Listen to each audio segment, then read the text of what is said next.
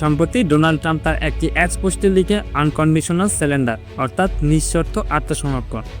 তারপর ইরানের সর্বোচ্চ নেতা আয়াতুল্লাহ আলী খামেনি আরেকটি এক্স পোস্টে যুদ্ধ শুরুর ঘোষণা দিয়েছেন।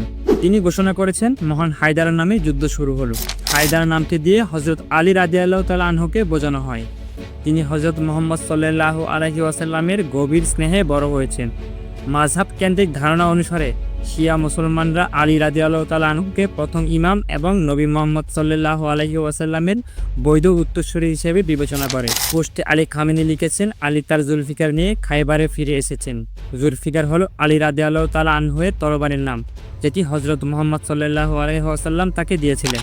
সর্বোচ্চ এই নেতা পৃথক আরেক পোস্টে লিখেছেন, ইরানের জাতীয় ইতিহাস সম্পর্কে জ্ঞানী বুদ্ধিমান ব্যক্তিরা কখনোই এই জাতিকে হুমকির ভাষায় কথা বলবেন না, কারণ ইরানি জাতি কখনো আত্মসমর্পণ করতে জানে না।